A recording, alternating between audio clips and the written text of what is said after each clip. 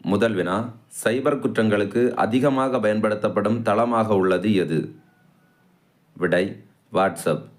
இரண்டாவது இடத்தில் டெலிகிராம் உள்ளது.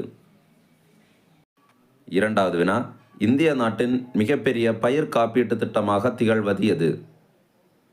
விடை ஃபசல் பீமா யோஜனா திட்டம். மூன்றாவது வினா, மெட்ரோ ரயில் மற்றும் மாநகர பேருந்துகளில் ஒரே அட்டை மூலம் பயணச்சீட்டு பெற்று பயணிக்கும் திட்டத்தை போக்குவரத்து கழகம் எப்போது நடைமுறைப்படுத்தப்பட உள்ளது? விடை ஜனவரி மாதம். நான்காவது வினா, இந்திய அளவில் உடல் உறுப்பு தானத்தில் முதலிடம் பிடிக்கும் மாநிலம் எது? விடை தமிழ்நாடு. 2024 268 பேரின் உடல் உறுப்பு தானமாக பெறப்பட்டுள்ளது.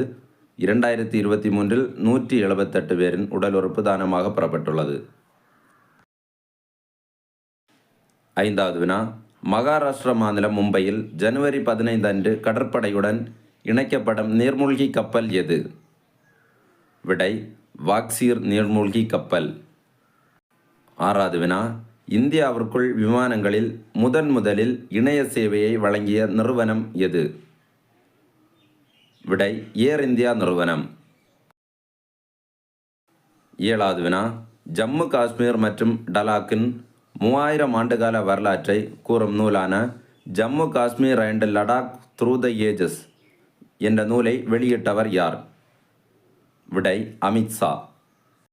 எட்டாவது வினா, தமிழகத்தில் எந்த வகை பாக்டீரியா தொற்று அதிகரித்துள்ளதாக சுகாதாரத்துறை அறிவித்துள்ளது? விடை ஸ்கரப் டைபஸ். ஒன்பதாவது வினா, சர்வதேச உடல் மனம் ஆரோக்கிய தினமாக கொண்டாடப்படும் நாள் எது? விடை ஜனவரி 3.